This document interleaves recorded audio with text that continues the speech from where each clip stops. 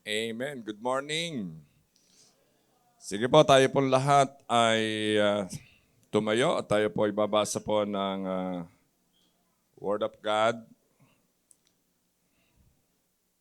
Dito po tayo sa Ezekiel chapter 22 verse 30. So basahin lamang po natin. Ezekiel chapter 22 verse 30, sabi po rito, I look for a man among them who will build up the wall and stand before me in the gap on behalf of the land, so I would not have to destroy it, but I found no one. So sabi po rito, ang Diyos po ay naghahanap po ng mamamagitan. At ang sabi nga po dito ng Diyos ay wala po siyang nakita. At para nga po, sabi niya, para hindi po niya wasakin po yung bayan. Pero wala po siyang nakita. So, sige po, taas po natin pong mga Bible as we pray. Father God, we commit to you our study of your word, O God, and let your word speak to us, let your word encourage us, let your word strengthen us, Father God. And help me also, Father God, to deliver your word, O God. Tago mo po ako sa iyong likuran, and we pray, Father God, pangunahan mo po kami at pagpalain mo po, Lord, ang aming pong ginagawa po, Lord, na pagsamba po sa inyo, Lord. Marami pong salamat. Ito po ang aming pong dalangin sa pangalan ni Jesus. Amen, amen, amen.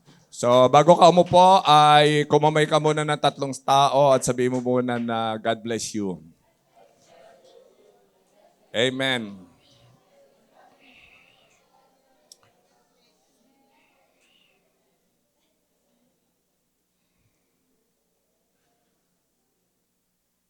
So, dito po, makikita po natin during the... By the way, ang ating pong tema for today, for this, actually end of January na tayo hanggang sa February, ang magiging tema po natin is Kingdom Authority. Sabihin nga po natin, Kingdom Authority. So dito po sa Kingdom Authority ay binigyan po tayo ng Panginoon ng power, authority, and dominion. Sabi nga po doon para talunin po natin ang kaaway because sabi nga po noon na hindi naman po natin kayang talunin ang kaaway on our own. But we have Jesus living inside of us at ang Diyos po yung nagbibigay po ng tagumpay sa atin. Kaya nga po sabi po ng Bible, I can do all things through Christ who give me strength. I am more than conquerors through Christ. And the one in me is greater than the one in this world. So ibig sabihin po, mapagtatagumpayan po natin ang lahat po ng bagay, hindi po dahil po sa ating kakayanan, kundi dahil po kay Kristo na tinanggap po natin bilang ating pong Panginoon at tagapagligtas. So dito po sa ating pong message for today, ay dito po makikita po natin na naghahanap po ang Diyos ng mamamagitan, standing in the gap. Pero ang nakalulungkot dito, nung naghahanap po ang Diyos, during the time of Ezekiel, wala po siyang nakita na namamagitan. Kasi ang nais po ng Diyos, He doesn't want to destroy the land. He doesn't want to destroy the country or the people. Kaya po naghahanap po ang Diyos ng mamamagitan. The same thing din naman, di ba? Ayaw po ng Diyos ng tao po ang mag-perish. But ang gusto po ng Diyos ng bawat isa po sa atin ay magkaroon po ng buhay na walang hanggan. Kaya napaka-importante po yung trabaho po ng isang intercessor. Kaya po sa panahon po natin, we are looking for more intercessors. Ang intercessors po kasi siya po yung namamagitan. Siya po yung dumadalangin upang yung pong hindi po maranasan ng bayan o hindi po maranasan po ng tao, namamagitan po siya sa pamamagitan po ng panalangin upang yung tao na yon na ating pinapanalangin o yung bayan na yon na ating pong pinapanalangin ay magkaroon po ng pagbabago. Alam po natin that prayer works. Ang prayer po ay napakahalaga. So dito po, sa next slide po natin, sabi po dyan, yan na po yung Next slide po natin, di ba? May tao po na nakatayo doon po sa pagitan. So, sa next slide natin, sabi nga po, the meaning of intercession. So, ano po ba ang meaning po ng intercession? So, dapat tingnan po muna natin. So, ang meaning po ng intercession is coming in between God and man by means of prayer. So, yun po pala yung sabihin ng intercession. Tayo po ay namamagitan between God and man by means of prayer. So, alam po natin, to intercede is to stand in the gap. Yan po yung sabi po sa Ezekiel, di ba? 22 verse 30. I'm looking for a man to stand in the gap. So that is intercession. So alam niyo po, bakit po ba kailangan po ng mamamagitan? Kasi po, alam po natin in Romans 3:23, so yung po munang background po natin, na ang tao po ay nagkasala sa Diyos. Alam niyo po, in Genesis chapter 3 or 4 po yata yun, na ang God at ang man na kanyang nilikha ay they have a close fellowship. Hindi pa pumapasok noon yung kasalanan. Pero nung ang Diyos ay nagbigay ng utos na sabi niya, you can eat, pwede mong kainin, anumang prutas, wag lang yung fruit of the knowledge of the tree of knowledge and good and evil. Sinuway po yun ng tao at pumasok yung kasalanan. And since then, ang tao na dating banal ay naging makasalanan. So nahiwalay po yung tao. Nagkaroon ng gap. Ang tao po ay naging makasalanan at ang Diyos ay banal. So there is a gap. Ang masakit po nito, sabi po sa Romans 6:23, sabi ni Apostol Pablo, for the wages of sin is death. Ang bunga ng kasalanan ay kamatayan. So dahil sa kasalanan ng tao, ang tao po ay namamatay. Physically and spiritually. Ang mabigat nito, yung spiritual death. Kapag ang tao po ay namatay na walang Kristo sa kanya pong buhay, alam po natin na siya po ay pupunta sa dagat-dagatang apoy. Pero yun po ba yung kalooban po ng Diyos? Hindi po yun ang kalooban ng Diyos, di po ba? Kaya nga po, sabi nga po rito sa next slide po natin, sa sabi nga po diyan sa, sige, bante na natin, sa 1 Timothy chapter 2, verse 1 to 4, sabi nga po rito, basahin lamang po natin, ewan ko lang kung nakalagay dyan, sa next slide. Nakalagay ba sa next slide? Yan, 1 Timothy chapter 2, verse 3 to 4, basahin nga po natin, for this is good and acceptable in the sight of God our Savior, who desires all men to be saved and to come to the knowledge of truth. So ano po yung kalooban ng Diyos? Ang kalooban ng Diyos ay, sabi rito, who desires all men to be saved and to come to the knowledge of truth, na ang lahat po ay maligtas, magkaroon ng pangunawa, magkaroon ng pananampalataya, knowledge of truth. Yun po yung nais po ng Panginoon. So, hindi po kalooban ng Diyos na ang tao ay mapahamak, magperis. Sapagkat ang gusto po ng Diyos ay magkaroon ng tao ng kaligtasan. So, ibalik lang natin. So, ano yung ginawa ng Diyos? Pinadala po niya ang Panginoong Hesukristo, di ba? And Jesus is the greatest intercessor. Amen? Jesus is the greatest intercessor. Siya po yung namagitan sa atin. Kasi nga po, hindi po natin kayang lumapit sa Diyos na banal.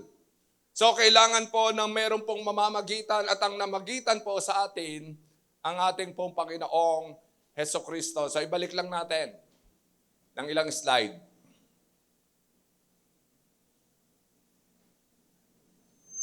Yon. Sige, bante. Yan, sa Isaiah, sabi nga po rito, sabi po sa Isaiah chapter 3 verse 12, ano po ang sabi po doon?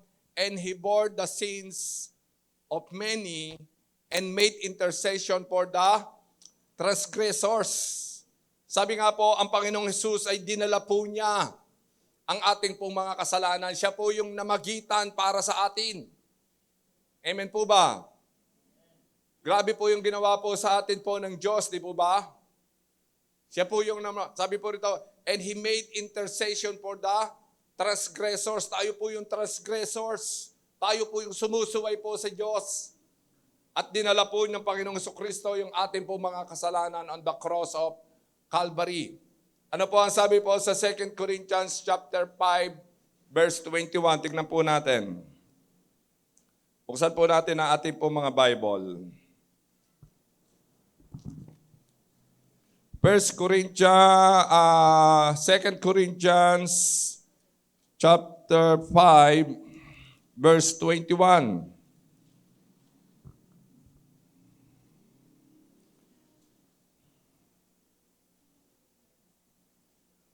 Sabi po rito, God made Him who had no sin to be sin for us, so that in Him we might become the righteousness of God. So God made Him. Sino po ba yung Him dito? Ang Panginoong Hesus. Na siya po na walang kasalanan ay naging makasalanan para po tayo ay maging matuwid sa harapan ng Diyos. Di po ba? Ang walang kasalanan ay maging kasalanan para tayo na makasalanan ay maging matuwid sa harapan ng Diyos. That is intercession. Siya po yung namagitan para sa atin. Kaya nga po, Jesus is the greatest intercessors. So ano po yung hamon po sa atin po rito bilang mga mananampalataya po ng Panginoon? Sabi po rito, He died on the cross and earned salvation for man. Sa next slide po natin, tingnan po natin. So, yung may tulay, yan, sabi po dyan, di ba? Sabi po na maganda po yung ano po dito na picture. Sabi nga po dyan, meron pong tulay, pero meron pong gap. So, ano po yung gap dito? Ang cross. So, kaya nga po yung makasalanan ng tao ay nakakalapit sa banal na Diyos because of the Lord Jesus Christ. Kaya palakpakan naman po natin ang Panginoon. Amen. So siya po yung greatest intercessors. So sa next slide po natin. So sabi po rito, through intercession we bring to others the salvation that Jesus earned for us on the cross. So sa pamamagitan po ng intercession, yung ginawa ni Kristo on the cross of Calvary ay pwede po nating i-share, pwede po nating ibahagi. So ngayon tayo na po yung magiging intercessors. Dahil tayo po yung pong, sabi nga po rito, through intercession, sa pananalangin po natin, ay madadala po natin ang iba na magkaroon din po sila ng kaligtasan na ginanap po ni Kristo para sa atin. So tayo po ngayon ay mag-i-stand in the gap. Tayo po'y mamamagitan. Tayo po'y mananalangin. So paano po ba tayo namamagitan? Sa pamagitan po ng pananalangin upang magkaroon po ng kaligtasan ang marami pong tao. Na yung ginawa po ni Kristo ay ma-receive din po nila. So, iabante na po natin. Sige, forward natin. So, how will God save? Through intercession. So, intercession is coming in between God and man by means of prayer. So, forward na natin. So, tingnan po natin mga ilang biblical examples of intercession. So, tingnan po natin si Moises. Paano po ba si Moises? Si Moises po, kung titignan po natin, siya po ay, he stand in the gap. Siya po ay nag-intercede on behalf of the Israelites. Tumayo po siya sa gitna. Kung titignan po natin ang background ng mga Israelita, makita po natin ang mga Israelita ay alipin po sa Egypt. And through signs and wonders, ay inilabas po sila ng Diyos sa Egypt. At nung nandun na nga po sila sa Red Sea, ano po yung ginawa po ng Diyos? Ay He parted the Red Sea, di ba? At nakalakad ang mga Israelita sa tuyong lupa.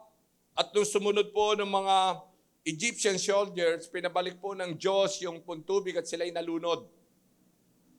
And in the wilderness, so ito lang po yung background, and in the wilderness, anong ginawa ng Diyos sa kanila? Binigyan sila ng pillar of cloud by day. Alam niyo po, napakahirap maglakbay pagka mainit. Ako nga po, pagka naglalakbay sa initan, lagi po ako nakapayong eh. Napakahirap, di ba ba? Lalo na po sa tindi po ng araw. Pero ang ginawa po ng Diyos sa kanila, in the wilderness, matindi po ang sikat ng araw, pero pinayungan po sila ng lilim ng cloud. At sa gabi naman, dahil wala pa namang kuryente, di ba? Nandun po yung pillar of fire by night na tumatanglaw sa kanila sa gabi. Kaya sila po ay nakakakilos. So grabe po yung ginawa po ng Diyos. At naandun yung pagka sila'y nauuhaw, God provided them with water. At pagka sila'y nagugutom, God provided them with manna. Ganun po sila kinalinga ng Diyos. So makikita po natin na hindi po sila pinabayaan po ng Diyos. Ngayon, kung titignan naman po natin, i-relay naman natin sa ating mga sarili. Tayo din ay naging alipin, di ba ba? Ang Israelita naging alipin sa Egypt. Tayo ay naging alipin ng kasalanan. Inilabas tayo ng Diyos sa pagkaalipin sa kasalanan. At talagang dinala tayo ng Diyos. Kumbaga, yung ating pong, sabihin na nating land with milk and honey natin. So may kanya-kanya tayong land with milk and honey. Hindi tayo pinabayaan ng Diyos. Meron po bang pinabayaan ng Diyos dito? Meron po ba nauhaw? Para wala po yata akong kausap. Meron po ba nauhaw?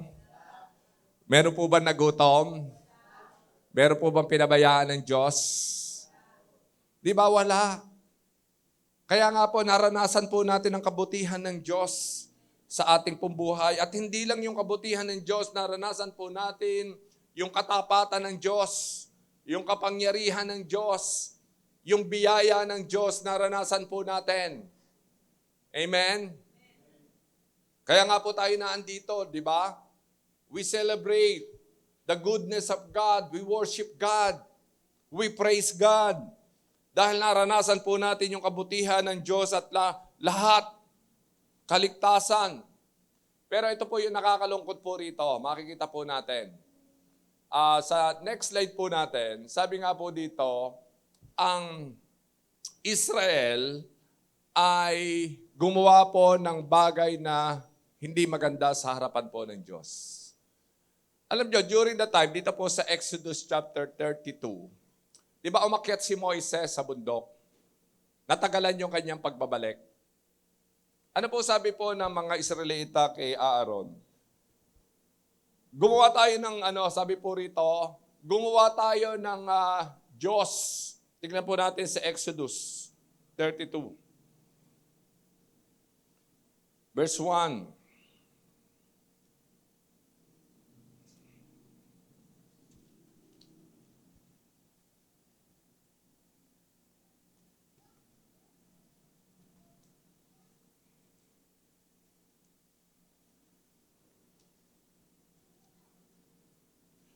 Sabi po rito sa Exodus chapter 32 verse 1, when the people saw that Moses was long in coming down from the mountain, they gathered around Aaron and said, "Come, make us God who will go before us.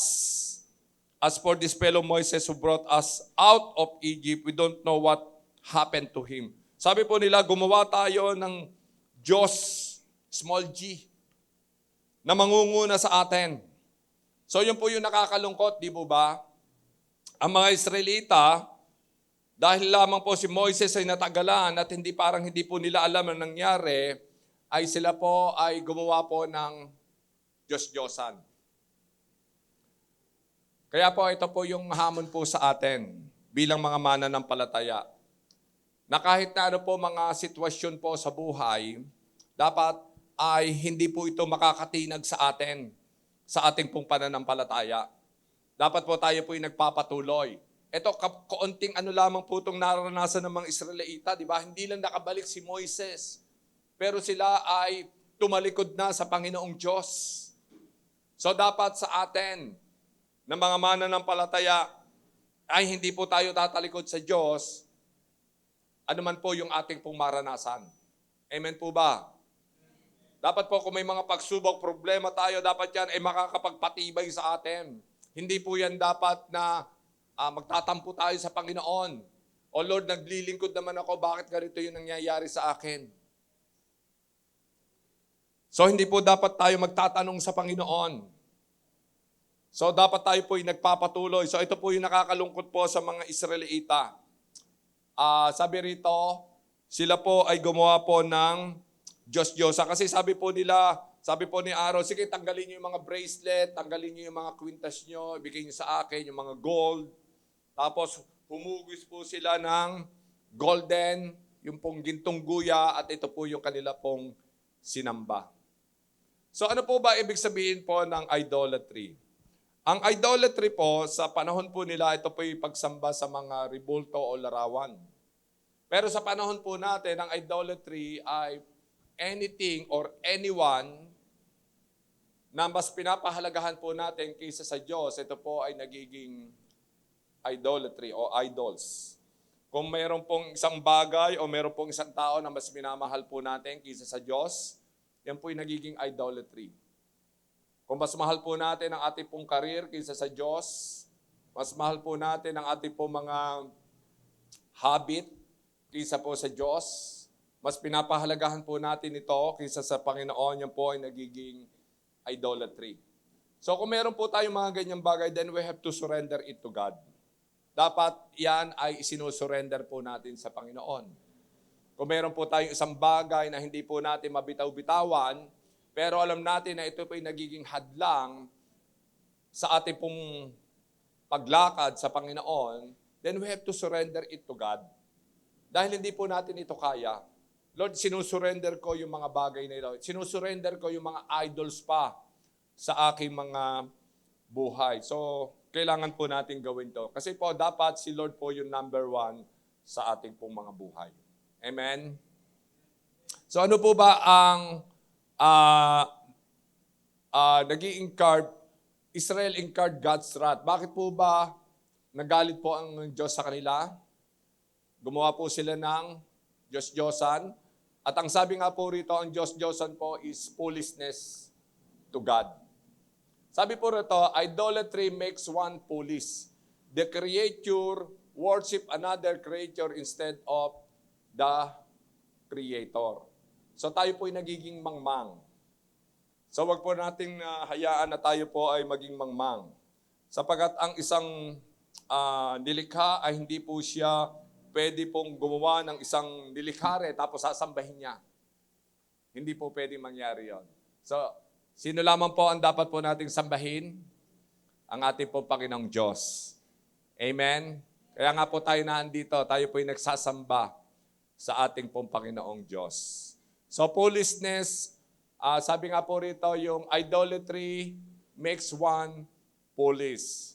So that is one. Tapos meron din pong confusion. So sabi po rito, idolatry makes people confused. Dito po sa verse 5. Basahin lang po natin. When Aaron saw this, he built an altar in front of the cult and announced, tomorrow there will be a festival to the Lord. Capital L. So ibig sabihin, ito po ay patungkol sa Diyos. So kung titignan po natin, sabi po ng mga Israelita, bukas tayo ay magkakaroon ng festival, tayo magsasaya para sa ating Diyos. Capital L. Pero at the same time, sila po ay sumasamba sa mga Diyos-Diyosan. So ano po sila? They are confused. Ang kanila pong attention ay divided. So hindi po dapat pong mangyari yon sa atin. Kaya nga sabi sa Revelation chapter 3, hindi po tayo pwedeng mainit, hindi po tayo pwedeng malamig. Pagka tayo po'y mainit o malamig, tayo po'y nasa gitna. ay susuka po tayo ng Panginoon. So dapat hindi po tayo confused. Dapat alam po natin kung sino po yung priority sa ating pong mga buhay. Amen? So hindi po dapat na, mahal naman kita Panginoon eh. Di ba? Pero kung mahal po talaga natin ang Panginoon, dapat ipakita po natin yung ating pong pagmamahal sa Panginoon. Sa paanong paraan, dapat si Lord ang number one sa ating pong mga buhay. Amen? Hindi yung, Lord, maglilingkod ako talaga sa iyo, pero pagka tayo po'y napagod na, parang ayaw na natin na maglingkod sa Panginoon. Pagka may mga sacrifice na, ayaw na natin. Pagka mahirap na, ayaw na natin. Hindi po dapat tayo nasa gitna. Kailangan hindi po tayo confused. Hindi po dapat tayo maglilingkod tayo sa Panginoon, tulad ng mga Israelita, and yet sumasamba po sila sa mga Diyos-Diyosan. So dapat ay firm po yung ating pong paglakad sa ating pong Panginoong Diyos. Amen? Sige po, next slide po natin. So Israel incurred corruption and stubbornness. So sabi po rito sa verse 9, the verse 7 at saka sa verse 9, idolatry causes people to be corrupt and stiff-necked. So pagka sinabi po natin corrupt ay masama. At pagka sinabi po natin na stiff-necked, ito po ay matigas ang ulo. So to corrupt means to be an abomination to God. Ito po ay kasaklap ng suklam sa Panginoon. To be stiff-necked means to be stubborn and proud. So ito po yung mga bagay-bagay na ginawa po ng mga Israelita during that time. At baka may mapulot po tayo dito. At saan po papasok po yung yung intercession ni Moises? Kasi gumawa na po ang Israelita ng mga bagay na ito, di ba? So ang ginawa po ni Moises, dahil nakita po ng Diyos yung ginawa ng mga Israelita, siya po'y nagalit. At gusto niya pong puksain ang nation of Israel. Sabi po ng Panginoon, ang mga taong ito ay corrupt, ang mga taong ito ay stiff-necked. So doon po pumasok si Moises. Siya po ay nag-intercede. Siya po ay nanalangin sa Panginoon. Siya po ay tumayo sa gitna. So, ano po yung ginawa po ni Moises? Bakit po ba siya namagitan sa mga tao? Sa next slide natin. Reason Moises used in intercession. At dapat ito po yung ating isa puso. Because Moises loved the people of God. Mababasa po natin yan sa verse 11. He emphasized that the Israelites were God's people. In effect, he was saying to God, Lord, you love your people. You don't have to destroy them. Basahin po natin sa verse 11. But Moses sought the favor of the Lord his God. O Lord, he said, why should your anger burn against your people, whom you brought out of Egypt with great power and mighty hands? So dito po, makita po natin na yung pagmamahal po ni Moises sa people of God, sa mga Israelita. Alam po natin na ang Diyos po ay, God is a merciful God, di po ba? God is compassionate, God is love. Actually, ang ibig sabihin nga po ng God is love. Ang Diyos ay pag-ibig. Pero wag lang din po natin kalilimutan na ang Diyos din po ay matuwid. At bahagi po ng pagiging matuwid ng Diyos, siya po ay pumapalo, nagdidisiplina. Bahagi po yon ng kanya pong pagiging matuwid. At dito makita po natin na namagitan po si Moises. Sabi niya, Lord, sabi niya, ito po yung mga anak mo. At alam ko, Panginoon, Lord, you love your people. So napakahalaga po talaga ng di ba? Namamagitan. Alam niyo, sabi nga po sa that we have to love the believers. Mahalin po natin ang household of God. Mahalin po natin ang ating kapwa mananampalataya. Di po ba? Mahalin po natin. So, ibig sabihin, tayo po bilang mga intercessors that we have to pray for the people of God. We have to, sabi nga po doon, we have to pray for the household of God. Alam niyo po, si Jesus doon sa John chapter 17, nanalangin siya eh. Ano po ipinapanalangin niya? Pinapalangin niya yung mga all the believers. Di ba ba sa John chapter 17? So dapat ganun din po tayo. Dapat ipakita po natin yung ating pong pagmamahal sa ating pong kapwa. Sabi nga po doon sa Galatians, lalo na sa pamilya ng Panginoon. So we have to pray for one another. So kailangan po na ipanalangin po natin ang isa't isa. Di po ba? At hindi lamang po yung household of God, ipanalangin din po natin yung ibang mga tao. So Moises loved the people of God. So tayo po ba, mahal po natin ang isa't isa? Amen? So we have to pray for one another. Pagka meron po tayong lalong nakikita na meron pong isang kapatiran na meron pong dinadanan, then we have to pray for it. Meron po isang kapatiran na nakikita po natin na nawawala po siya sa hulog, then we have to pray for it. Meron pong kapatiran na meron pong malaking sitwasyon dinadaanan sa kanyang buhay, then we have to pray for it. We have to stand in the gap. May matinding mga pangangailangan, then we have to pray for it. Kasi po doon po sa pangangailangan, maaaring bumitaw po siya, di ba? Doon po sa kanyang dinadaanan, maaaring bumitaw siya. So kailangan po natin na ipanalangin ang isa't isa. We have to stand in the gap. Sa next slide po natin, Moses loved the name and honor of God. Sabi po rito, Moses was concerned about the name and honor of God. He was saying that if God destroy Israel, then His name and honor will suffer reproach. So nakikita po ni Moises, sabi po niya, kung gagawin po ito ng Diyos, na pupuksain po niya ang mga Israelita, pwede pong pagtawanan siya ng mga Egyptian. Kasi sabi nga po rito, inilabas po siya ng Diyos para puksain. Sabi nga po doon sa basahin po natin, para puksain sa bundok. Sabi po sa verse 12, why should the Egyptians say it was with evil intent that he brought them out to kill them in the mountains and to wipe them off the face of the earth?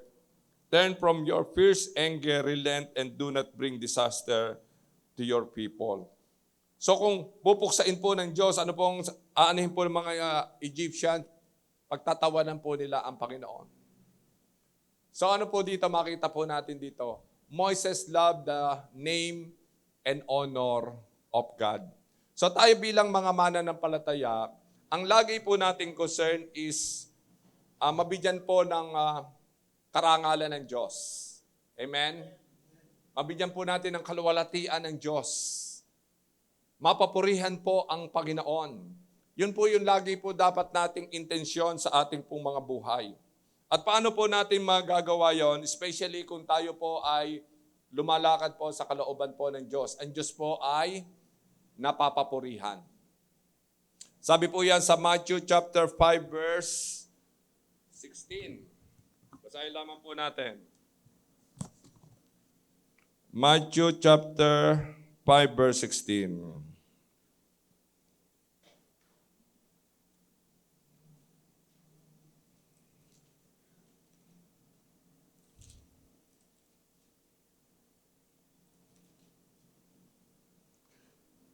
Sabi po rito, in the same way, let your light shine before men, that they may see your good deeds and praise your Father in heaven. Sabi po rito, tayo po ay maging ilaw ng salibutan, makita po yung ating pong mabubuting mga gawa, magagandang mga gawa, at papupurihan po nila ang ating pong Diyos sa langit. So, ibig sabihin, pagka nakikita po tayo, ay, ganda nung yan talaga yung Kristiyano, di ba? Kalbo, tayo po'y nakikita yung magagandang mga po natin, papupurihan tayo ng mga tao, pero ang talagang pinapupurihan po nila ang Panginoon. Dahil nakikita po nila yung gawa ng Diyos sa ating pong mga buhay. At ang sabi rin po sa Korinto, whatever you do, whether you eat or drink, do it for the glory of God. So pagka po pala tayo mga gumagawa ng mga bagay na hindi maganda, ang Diyos po ay hindi po napapapurihan. Pero pagka tayo po ay gumagawa ng mga bagay na magaganda, ano po sasabihin po ng mga tao, yun talaga yung mga Kristiyano, mga disipulo. So ang Diyos po ay napapapurihan. So Moses loved the name and honor of God. Next slide po natin. Moses loved the promise or the word of God. So sabi po rito sa verse 13, Moses knew that if God destroy Israel, then His promise that the descendants of Abraham and Isaac, that they would inherit Canaan, will never be fulfilled or will be delayed. He was so concerned with the fulfillment of God's word because He loved it. So mahal po ng Panginoon ang kanya pong mga pangako. Mahal po ni Moises ang pangako po ng Diyos. Kasi kung pupuksain ng Panginoon ang mga Israelita, then hindi po mapupulpil.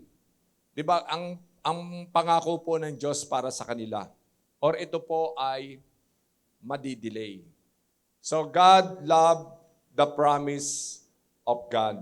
So dapat ganun din po tayo, mahalin po natin ang mga salita ng Diyos, ang mga pangako po ng Diyos. At alam po natin ang mga pangakong ito ay nasa obedience. So ibig sabihin, sumunod po tayo sa atin pong Panginoon upang ma-receive po natin yung mga pangakong ito ng Panginoon. So, sa next slide po natin. So, reason used in intercession. So, God granted the intercession of Moises sa verse 14. Note that God could not destroy the idolatrous people because Moises was standing in the gap. Amen. Praise God. Dahil po si Moises ay tumayo sa gitna na nalangin, hindi po itinuloy ng Diyos yung pagpuksa sa bansang Israel. Just imagine that. Kung tayo po ay tatayo sa gitna, tayo po ay mananalangin, alam po natin na marami po ang pwede pong maligtas. Marami po ang pwede pong umahon sa mga sitwasyon po nila na may hirap. Marami pong mga mananampalataya, baka magbabackslide na yan. Baka lalayo na yan sa Diyos. At dahil ikaw ay tumayo sa gitna na nalangin yan ay bumalik sa Panginoon. Baka meron pong mananampalataya na nanlalamig na, pero dahil ikaw ay namamagitan sa gitna, ay mag-iinit yan sa pananampalataya. O meron po diyang gumagawa na talaga ng hindi maganda, di ba? Dahil ikaw ay nananalangin, nag-i-intercede ka. Alam po natin na ang Panginoong Diyos ay merong gagawin na maganda. So, next slide natin. So, example of biblical intercession. So, nangyari po rin yan sa panahon ni Nehemiah. Kung ano po yung ginawa ni Moises, yun din po ang ginawa ni Nehemiah. Nehemiah chapter 1, verse 1 to 11. So, abante na natin. So, makita po natin the afflicted state of Jerusalem. So, when the prophet Nehemiah heard about the great affliction and reproach of the Jewish captives who were left in Jerusalem and that the wall of Jerusalem was broken and the gates were burned with fire, he mourned, fasted, prayed, he interceded with much grief before God. So, nakita po niya yung sitwasyon, yung hindi magandang sitwasyon ng bansang Israel. Ano po yung ginawa po niya? Siya po ay nagluksa, nag-prayer and fasting, at siya ay namagitan. Kasi po yung wall during that time ay hindi pa po na itatayo. At hanggang hindi po na itatayo yung wall, nandun po sila sa kalunos-lunos na kalagayan. So, ito po yung nadama po ni Nehemiah, tulad din po ni Moises So, next slide. So, the reason Nehemiah used intercession, Nehemiah loved the people of God. He prayed for Israel day and night. And he mentioned to God that they were his people whom he had redeemed by his great power and strong hand. So, siya po ay nanalangin. He prayed for Israel day and night. Meron po siyang talaga, passion, di ba? Kabigatan sa kanya pong puso. Sa next slide po natin. So, the reason Nehemiah used in intercession is the same thing na ginamit po ni Moises. So, sabi nga po rito, so it was when I heard these words that I sat down and wept and mourned for many days. So, siya po'y nagluksa sa mahabang araw. So, naandun po talaga yung pagmamahal niya. Di po ba? Sa bansang Israel. Now these are your servants and your people whom you have redeemed by your great power and by your strong hand. So sabi po niya, Panginoon, ito pong mga taong ito po yung mga lingkod mo na ito po iniligtas mo sa pamagitan ng iyong dakilang kapangyarihan. Panginoon, ang mga taong ito, Lord, ay nasa isang sitwasyon na napakahirap. Kung hindi po may tatayo ang wall of Jerusalem, sila po ay nasa isang sitwasyon na pwede po sila, Lord, na mawala lubusan sa iyong kalooban. So may pasanin po si Nehemiah, di ba? So tayo po, kamusta? Dapat meron po tayong ganung mga pasanin sa mga people of God. So, sa next slide po natin. So, Nehemiah loved the name and honor of God. So, yun po. Sabi po rito, he described him as a covenant-keeping God. So, in-address po niya rito, he addressed God as the Lord God of heaven and the great and terrible God. Mahal po ni Nehemiah ang Diyos. And I believe kaya tayo po nandito, mahal po natin ang Diyos. Amen? Kaya po tayo sumisigaw po ng hallelujah, praise God, we praise you. Dahil alam po natin na mahal po natin ang pangalan at gusto po natin na papurihan ang Diyos sa ating pong mga buhay. Amen? Next slide. Nehemiah loved the promise of God. May promise po si Lord sa bansang Israel. So kailangan po ito ay ma-fulfill. So sa next slide po natin. So, result, ano po yung naging resulta? Dahil po nag-intercede si Nehemiah, so the wall of Jerusalem was built in 52 days. Grabe po yun, di ba? Dahil po sa pananalangin. So, alam po natin, wag po natin katatamaran po ang panalangin. Kaya lang minsan nakakalungkot di ba? Minsan wala po tayong panahon sa prayer. Alam po natin that prayer is effective, pero wala po tayong panahon sa prayer. O hindi po natin binibigyan ng halaga yung pananalangin. Yun po yung nakakalungkot po doon. So dapat bigyan po natin ng halaga ang panalangin. Kasi po minsan, pagka meron po tayong mga gagawin personal sa ating po mga buhay, nabibigyan po natin ng oras. Pero pagdating na po sa pananalangin, nawawalan po tayo ng panahon. Parang tinetake for granted po natin ang panalangin. Lalo na po yung pag-i-intercede. So, dapat ay hindi po mangyari yon. So, sa next slide po natin. 4 kinds of anointing for intercession. So, ito na po yung madnang huli. Number 3 na po tayo. Next slide. Bearing the burden. So, ito po yung mga anointing na dapat na makuha po natin. Magkaroon po tayo ng burden. Luke chapter 19 verse 41. Now, as he drew near, he saw the city and wept over it. The burden in Jesus' heart for the salvation of Jerusalem was so great that he wept for it. Alam niyo po, ang Panginoong Jesus, umiyak siya sa Jerusalem Kasi po, ang Jerusalem ay, mga tao sa Jerusalem, mga Israel ay lumalayo po sa Kanya. The Lord gave His burden to us so that we will pray and intercede for a group of people or a place.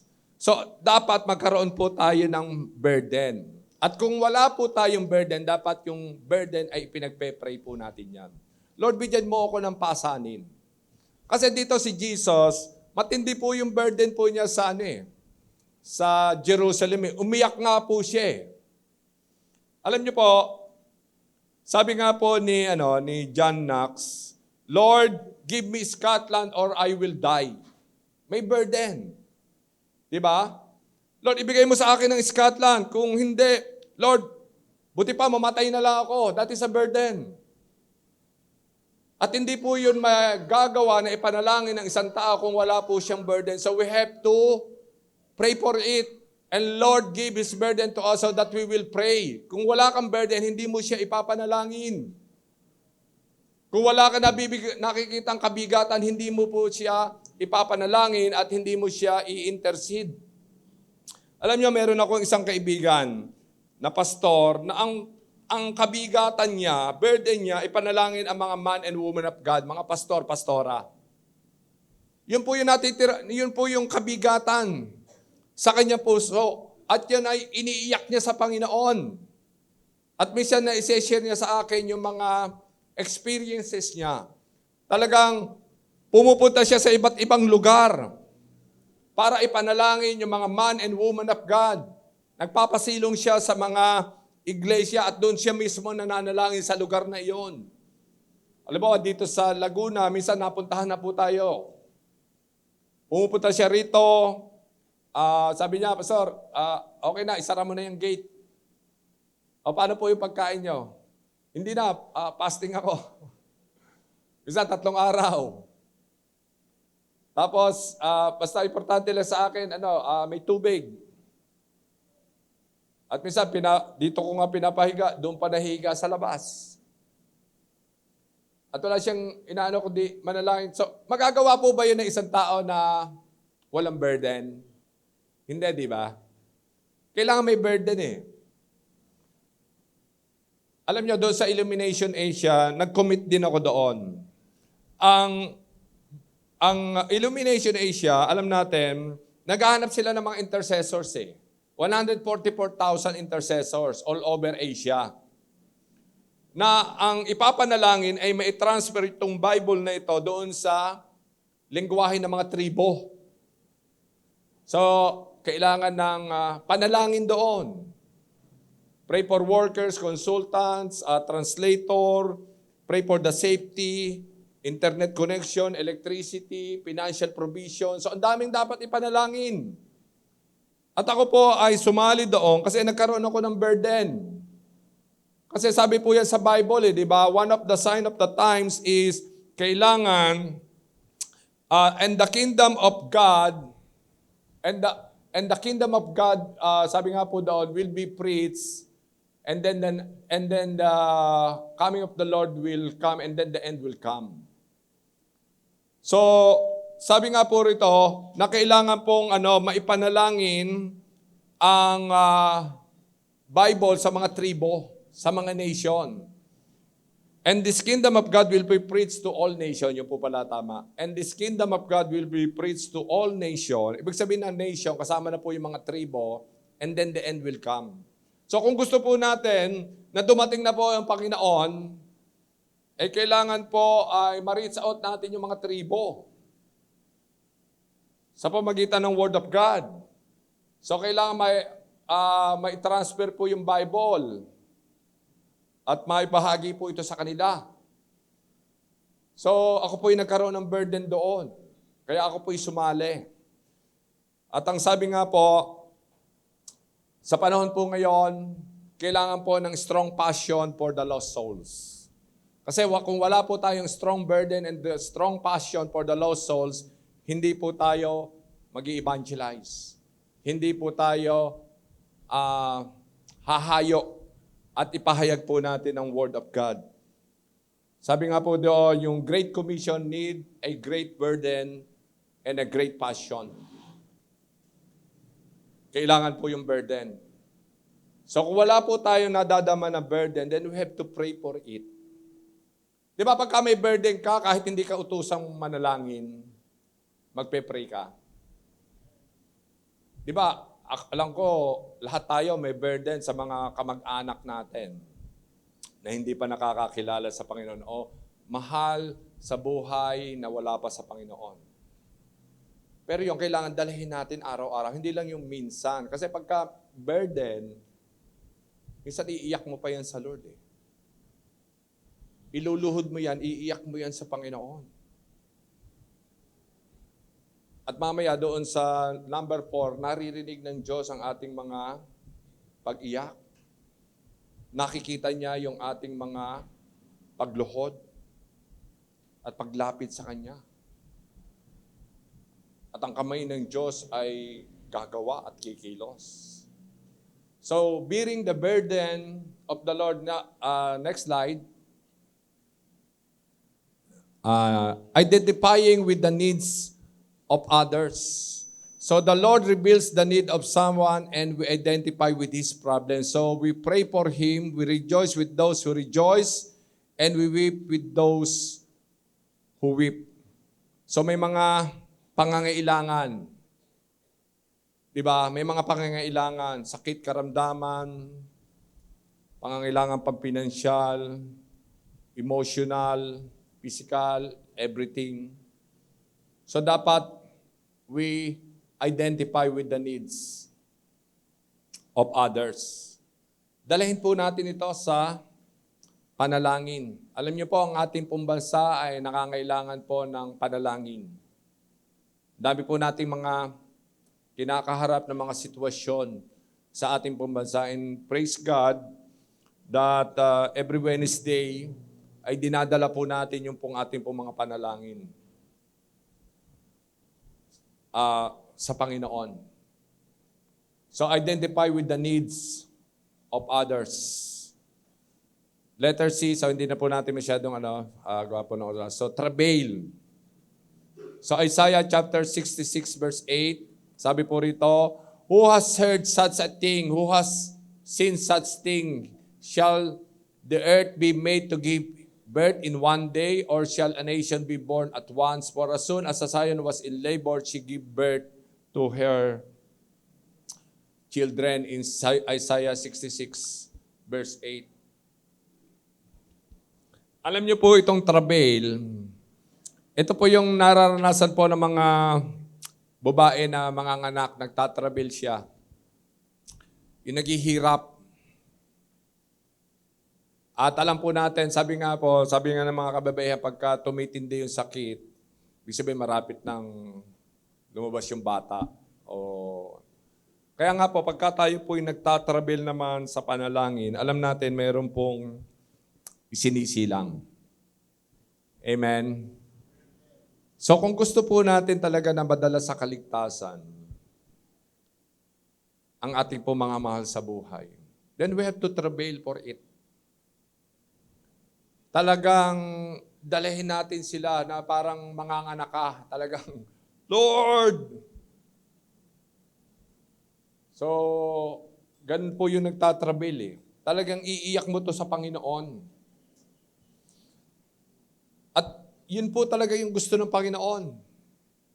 Kasi sabi nga po, God doesn't want people to perish but have everlasting life. Pero ang tanong is, namamagitan ba tayo? Kailangan po tayo mamagitan. So sabi nga po doon sa next slide. So to travail means to labor as in birth pangs, like a woman giving birth to her child. When one travails in prayer, he gives birth to children in the kingdom of God. Amen? Merong ipinapanganak sa spiritual pagka tayo po ay nagtatrabail.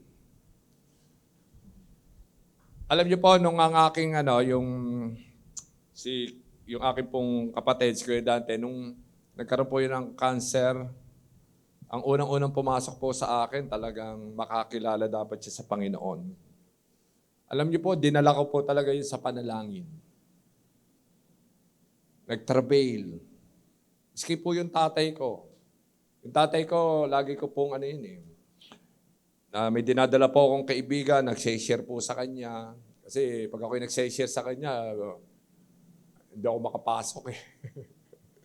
Kasi po, anak po niya ako, parang gano'n. Mahigpit po yung tatay ko. So ang ginawa ko, nagdadala po ako ng someone who will share the gospel to him. Pero nagtatrabil po ako sa kanya sa panalangin. At dumating po yung time na nung nandun na nga po siya sa ICU, talagang sabi ko po sa kanya, Tay, ito na po yung panahon na talagang suko mo na yung buhay mo sa Panginoon. At sinuko niya yung buhay niya sa Panginoon.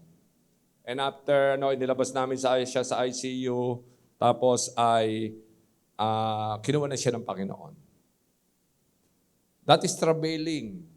Dinadala natin sila sa panalangin.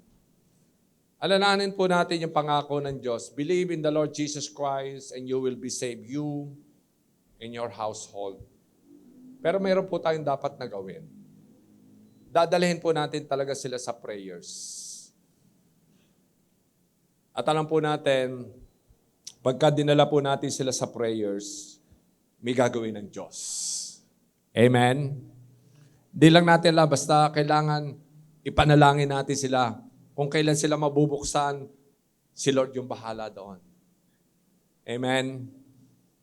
Kaya nga po, importante na we have to pray for them. Share the gospel to them. And sabi nga po dyan, fighting against the power of darkness. Sabi po dyan sa Ephesians chapter 6, Matthew chapter 18 verse 18, at saka sa Matthew chapter 12 verse 29. Sabi po rito, in Ephesians chapter 6 is, we fight against spiritual hosts of wickedness, principalities, power, ruler, darkness. So alam po natin, ang bumubulag, sabi po ni Paul, blinded, di ba? Blinded by binablind po or binubulag ng kaaway ang kaisipan ng maraming mga tao. So we are fighting against the spiritual host of wickedness. So ibig po sabihin, talaga pong we have the authority. Sabi nga po doon, para talunin po ang kaaway. Kasi po ang kaaway, ang gusto po niyan, to steal, to kill, and to destroy. Ang mga tao ay mabulag sa katotohanan. Ayaw po nila na ang tao po ay ma-save. Pero tayo po ba ay papayag? Kaya po kailangan po natin itong dalahin sa panalangin para ang mga tao ay mabuksan. Kaya nga po sabi po rito sa Matthew chapter 18 verse 8, because we sit, mamaya po yun, because we sit with Jesus in the highest position of authority sa Ephesians chapter 2 verse 6. So tayo po ay binigyan na ng authority to trample snakes and scorpions, to bind the enemy. Sabi nga daw, what we bind on earth will be bind in heaven, and what we bind in heaven, we will bind on earth. Sabi nga po daw sa Matthew chapter 18 verse 18. Tingnan po natin.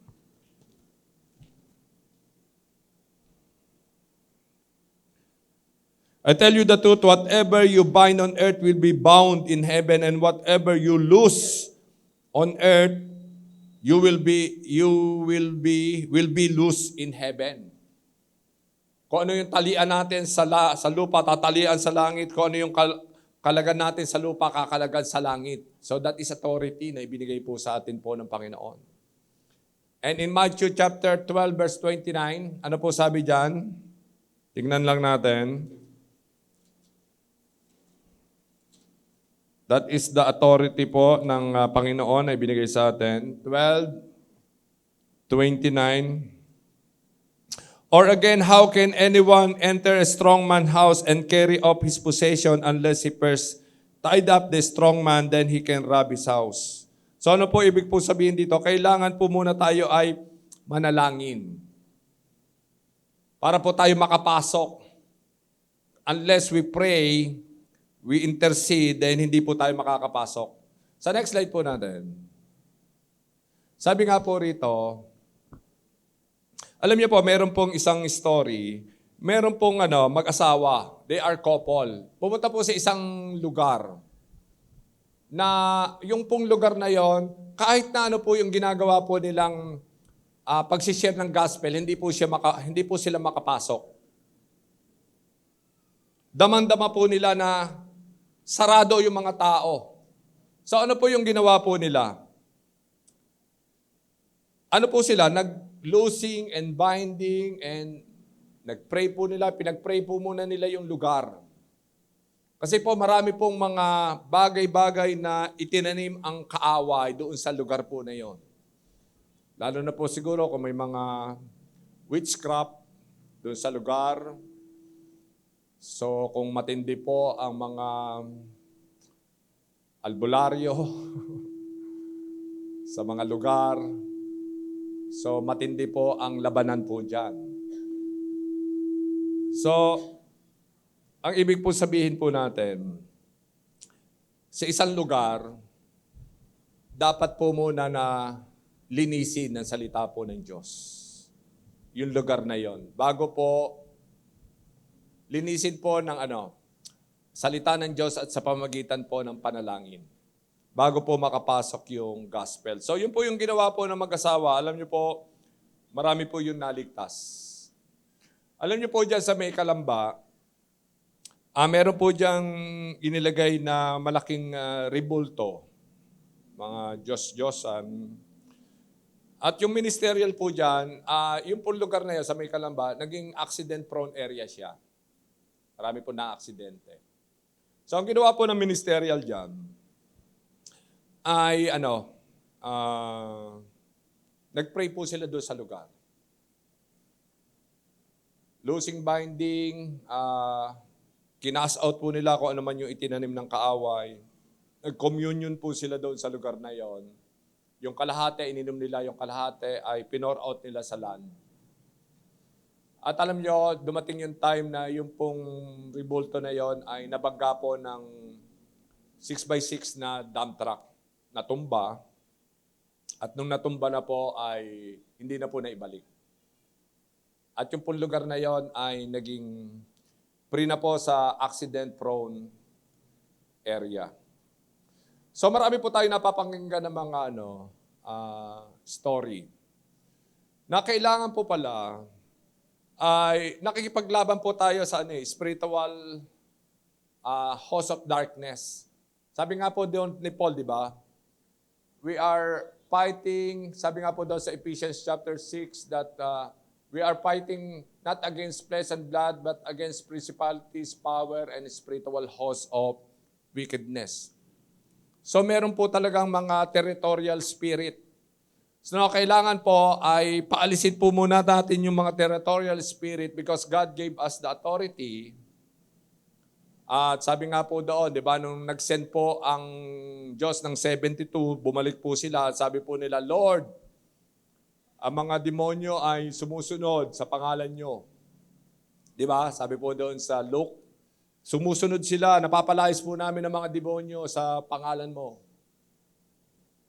Sabi po ng Panginoon doon ay magala kayo, hindi lang dahil sumusunod sa inyo ang mga demonyo, kundi dahil nakalista ang pangalan nyo sa langit. So, ibig sabihin, na makikita natin doon na meron po tayong authority. So, yun po yung authority po na yun po yung inaano po natin na true prayers. Na kailangan sa isang lugar, dito nga po sa Puok ay meron po dyan nagparada nung piyesta, di ba? Nagparada ng patron. So dapat po ang gagawin po dyan ng ministerial o ng kinabukasan, after po ng parada, kinabukasan ay magje-Jericho walk na. Kung ano man po ang itinanim ng kaaway doon sa lugar, dapat linisin. Ginagawa po yan sa Quiapo. May istorya na po sa amin. Yung ministerial po doon, ganun po yung ginagawa. So, parang di ba? Parang tinitingnan natin ay spiritual po yun eh. Spiritual battle. Hindi po natin nakikita. Pero minsan, bakit ang bigat-bigat at hindi po makapasok yung salita ng Diyos? Sarado ang mga tao. Kasi nga po, kailangan po munang linisin yung lugar. So yun po yung ginagawa po minsan ng mga ministerial. Kaya po, nung pandemic, hindi na nga lang naulit, ang ministerial po ng Santa Rosa, nagpunta po kami sa mga boundaries. At doon po sa mga boundaries ng Santa Rosa, Biñang, boundaries ng Santa Rosa, Cabuyao, basta lahat ng boundaries ng Santa Rosa, nagpunta po kami at kami ay nanalangin. Pinag-pray po namin na wala pong makapasok na, kumbaga, masamang espiritu sa lugar ng Santa Rosa.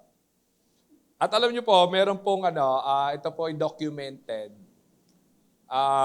Ito na po yung last instance. Pumasok lamang po, naalala ko. Nung ang panahon pa po ay si Governor Joey Lina. Sabi po, meron pong balang na galing po nanalanta po sa norte. Nanalanta sa norte. At yung balang, sabi nga po nila, papunta pong Laguna. So, ang ginawa po ni Joey Lina, dahil meron naman po siyang takot sa Panginoon, miniting po niya yung mga mananampalataya, group of leaders, mga pastor, bishops, and everything. So ano po yung dapat natin gawin? Sabi ni Joey Lina. Ano po sabi ng mga alam nyo, sa Bible, pagka may mga ganyan, ang ginagawa nila, nagpe-prayer and fasting sila. So yun po yung ginawa po nila. Nag-prayer, nag-intercede, nag-fasting. Alam niyo po, documented to, diyan po sa may boundary, Carmona, papunta na pong Laguna. Pagdating po ng mga balang diyan, yung mga balang po ay bumabaksak, namamatay. Pagdating po sa boundary ng Laguna, babaksak, patay na yung balang. May covering. Yun po yung nangyari po sa panahon po ni Joey Lina. So ano po yung po natin dito na talagang we have spiritual battle. No, kailangan po talaga tayo po ay mag-intercede. Amen? Para mas marami pa pong maligtas. Diba? So, kailangan po tayo po ay patuloy na mananalangin. Alam po natin na ang kagustuhan po ng Panginoon na maranasan po natin ay sa pong buhay na ganap, kasiyasiya, pero kailangan po natin manalangin. At alam po natin marami pong mapapalaya. Amen? So tayo po lahat ay tumayo. Wala na bang slide? So sabi nga po rito, balik nga natin. Ayan na nga, next slide na natin. So practicum of intercession. Pray for basahin po natin sabay-sabay. Pray for the communities and nation. Ano po yung pagpe-pray natin? Blessing, salvation, revival, healing of lands, and churches. Amen? So sige, tayo po lahat ay tumayo. Tayo po muna ay umawit sa Panginoon bago po tayo manalangin. So, yung first worship song na lang siguro natin. Taas lang natin si Lord.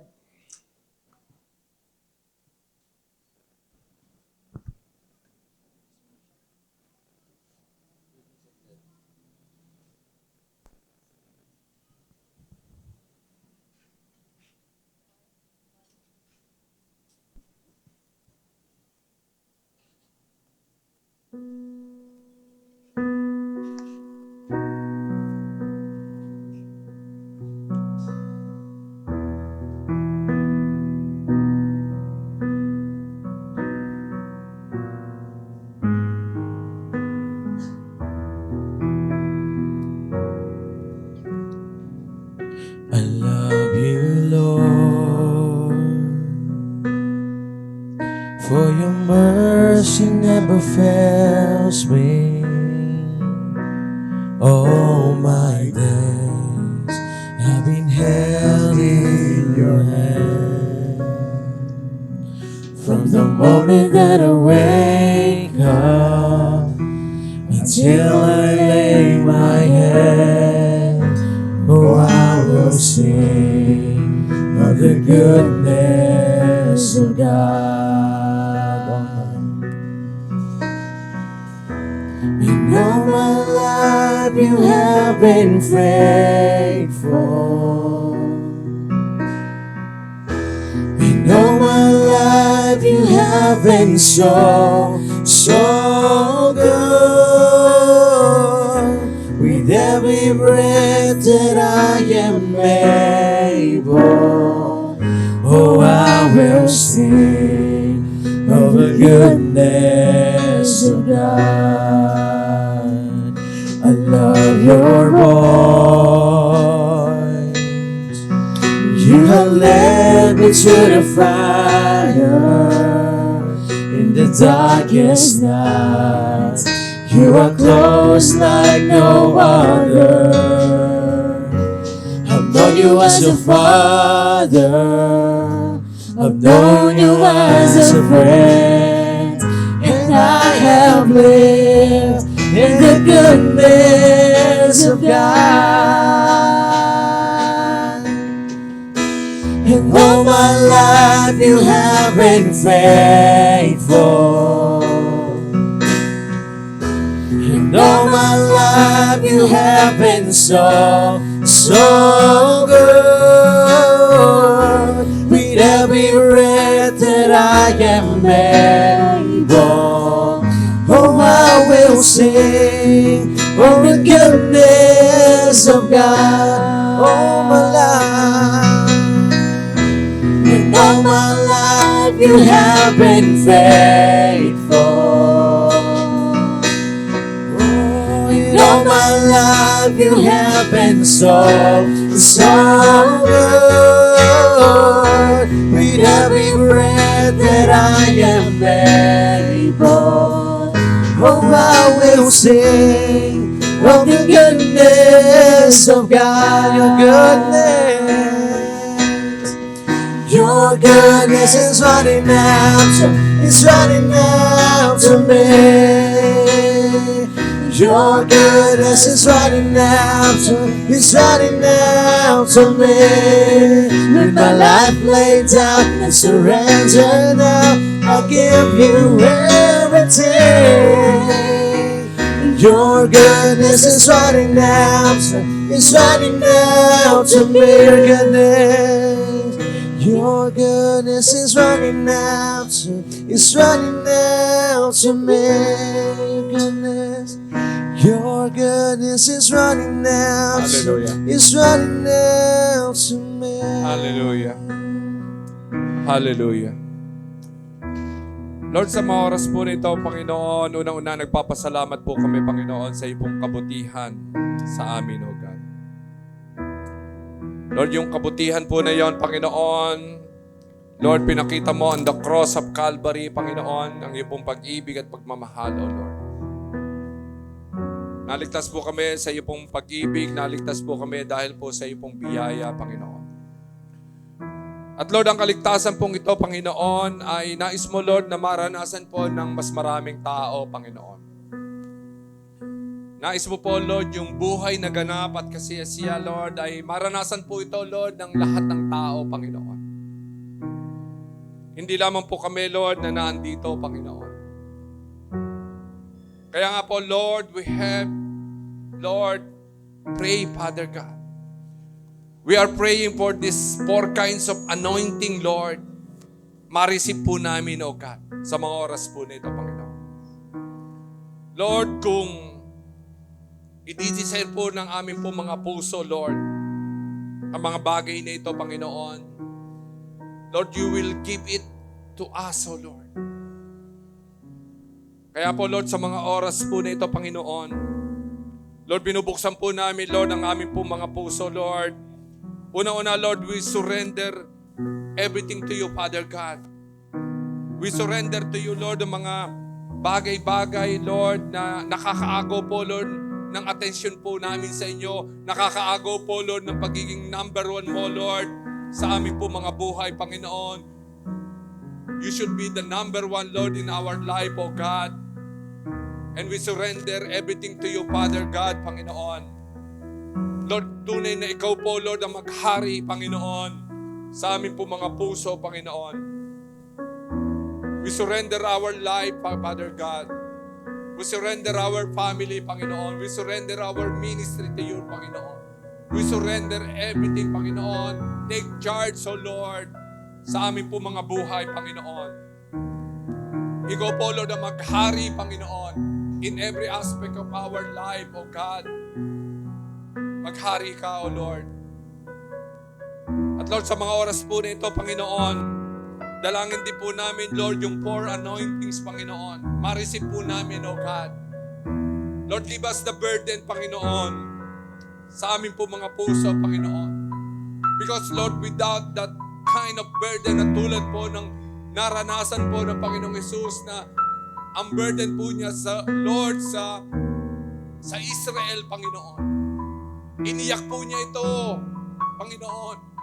Nandun po kasi yung hangarin po niya, Panginoon, na ang mga Israelita, Lord, ay kumilala po sa inyo, Panginoon. Lord, give us also this kind of burden, Panginoon. Magkaroon po kami ng burden, Lord, sa aming pong bansa, Panginoon. Magkaroon po kami ng burden sa aming pong mga mahal po sa buhay, O God. Magkaroon po kami ng burden, Panginoon, sa lahat ng tao, sa body of Christ, Panginoon. Bigyan mo po kami ng burden, Panginoon, upang madala po namin ito, Lord, sa panalangin, O God. Because without that burden, Panginoon, Lord, mahihirapan po kami, Lord, na ilapit po ito sa inyo, Panginoon. Kaya po, Lord, we open our hearts, O God, and give us this burden, Panginoon.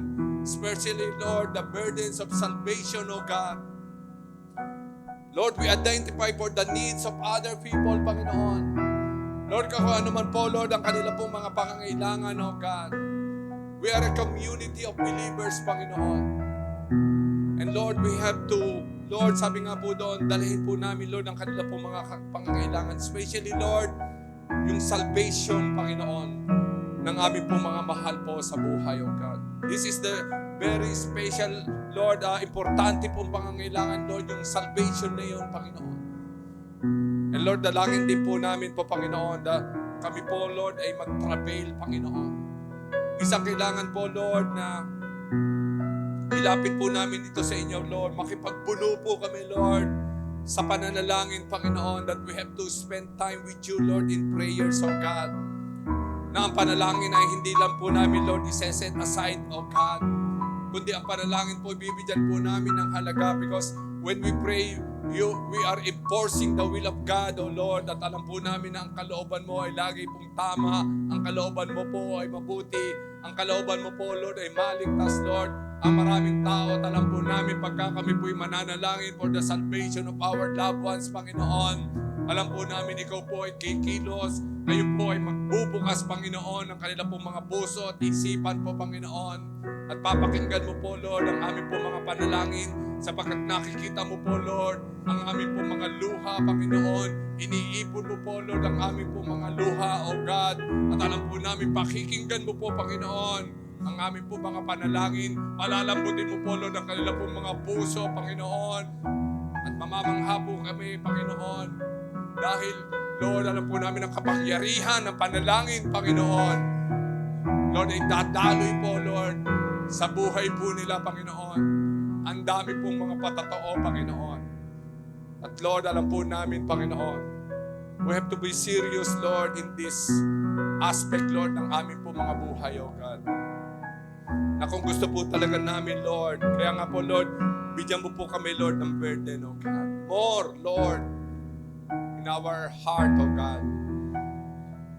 At Lord, dalangin din po namin, Lord, we are, Lord, nakikipaglaban po kami, Panginoon, in the spiritual host of wickedness, spiritual host of darkness, Panginoon. And you give us, Lord, the authority, Panginoon, bilang mga anak mo, O God. Bigyan mo po kami ng kapangyarihan, Panginoon, to trample snakes and scorpions, Panginoon, para palayasin, Lord, ang masasamang spirito, Panginoon, upang patuloy, Lord, na maging bukas, Panginoon, ng mga tao sa iyo pong mga salita, Panginoon. Again, Lord, marami pong salamat, O God. Continuously also to cover us, Panginoon. Cover us, cover our family, cover our ministry with your precious blood, po, Panginoon. Lord, cover mo rin po ang aming po mga isipan, pa, Panginoon. Na ang aming po mga isipan ay lagi pong nakapokus po sa inyo, O God. Again, Lord, marami pong salamat, O God. We praise you, we worship you, we glorify your name. Ang lahat po ng people of God ay magsabi po ng Amen, Amen, Amen. Hallelujah. Hallelujah.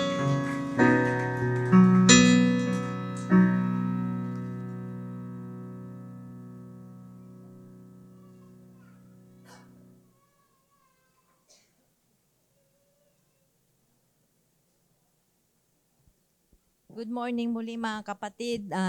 Siguro po napaalalahanan tayo ngayong umaga sa mensahe po ni Tatay na pag po natin iwaglit ang manalangin, di ba? Yung pananalangin natin, maging mamagitan po tayo. Kasi marami dyan, marami tayong ipapanalangin.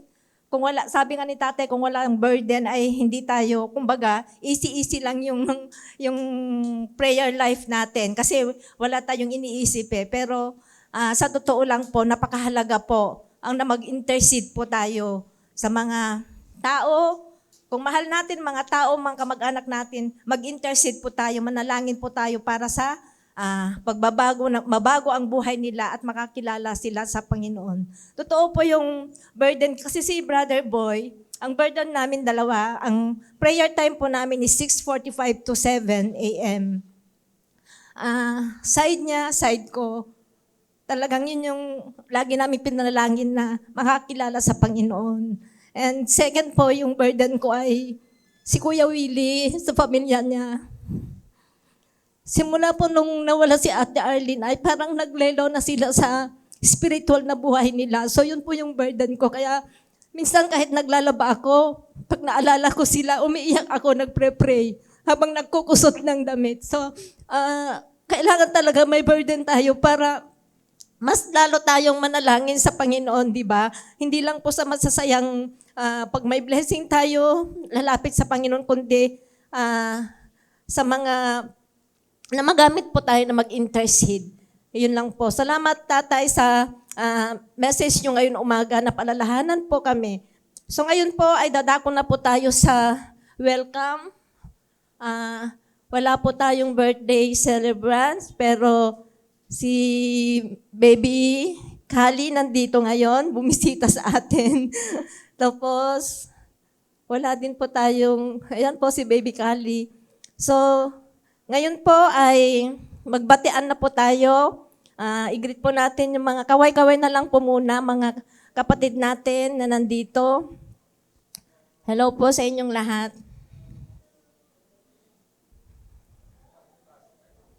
Ay, wala po tayo. Okay. So, wala din po tayong Thanksgiving ngayon. So, datako na po tayo sa mag-share po ng devotion. Sino po yung mag-share ng devotion? Si Sister Anna and Sister Tess.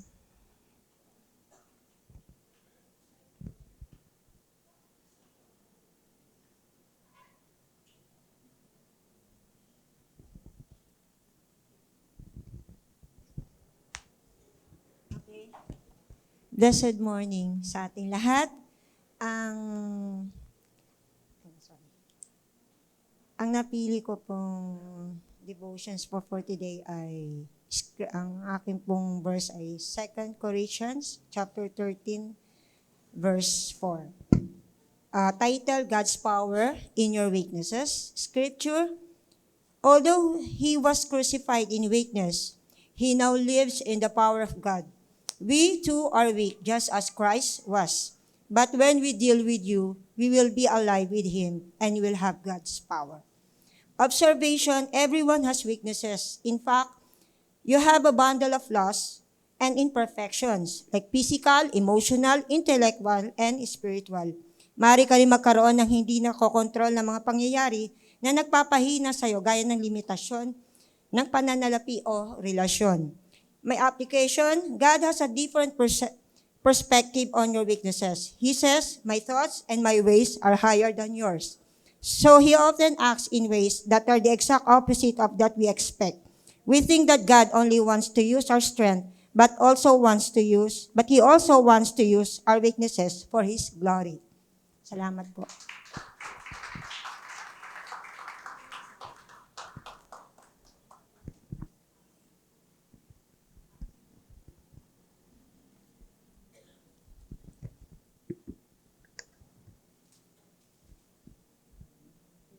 A blessed morning to everyone.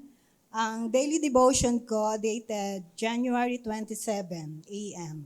My scripture, Psalm 22 verse 22. I will declare your name to my people. In the assembly, I will praise you. My observation, I will declare the name of Jesus in front of the people. I will boast of His goodness in my life and praise Him. My application, let us lift up the name of Jesus and praise His holy name. For great is the Lord and most worthy of praise. Praise the Lord in the beauty of His holiness. Thank you po, Sister Tess and Sister Ana. So lahat po tayo tumayo, hawakan po natin ang mga ating Bible itaas at para sa declaration.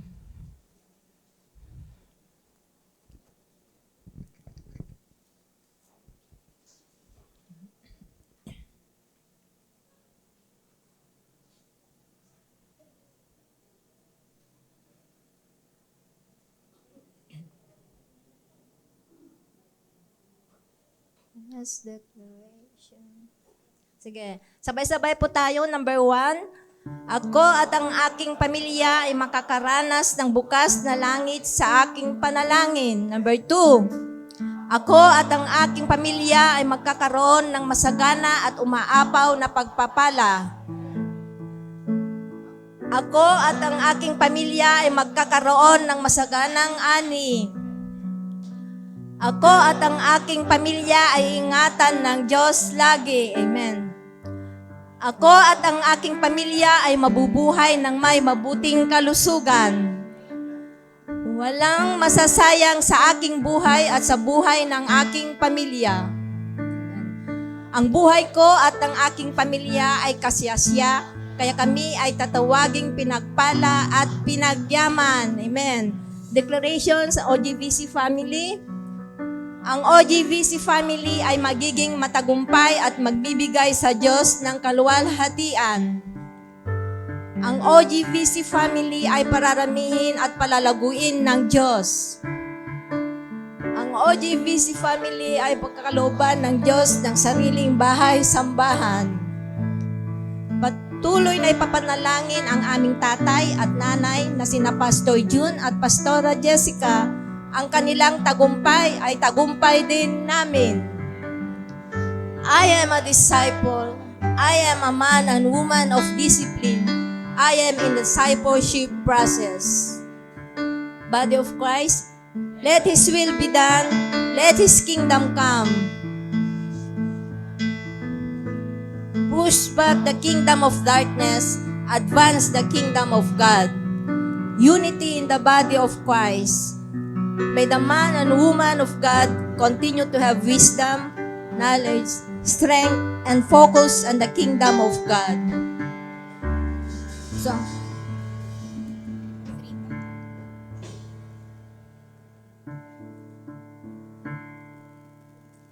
So, habang nagpre-prepare po ang music ministry, ito po yung verse natin. Dalhin ninyo ng buo ang inyong mga ikasampung bahagi sa tahanan ng Diyos upang matugunan ang pangangailangan sa aking tahanan. Ayun lang po.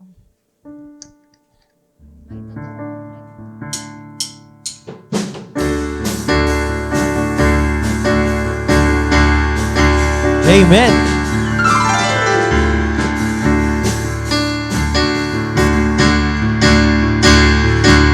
Sa buhay ko, ako'y panalo. Pagkat si Kristo ang kapartner ko.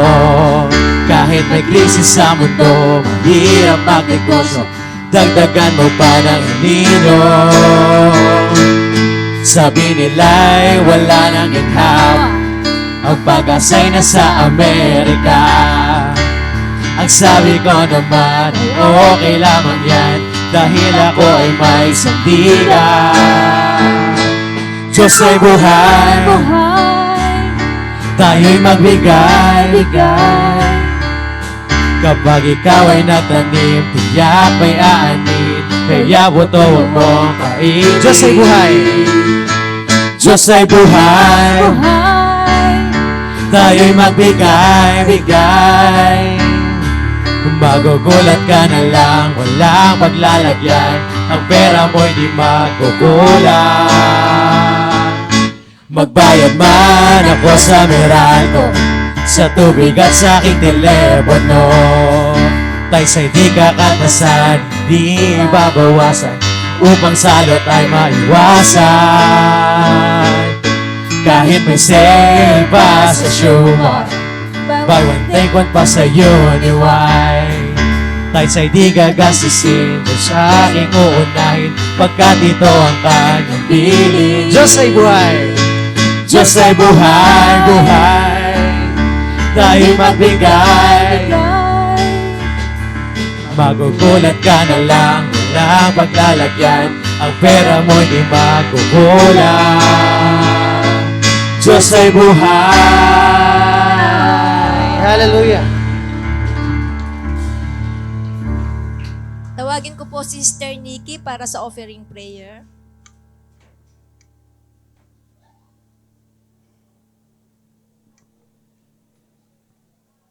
Let us pray. Let us all lay our hands sa ating tithes and offering.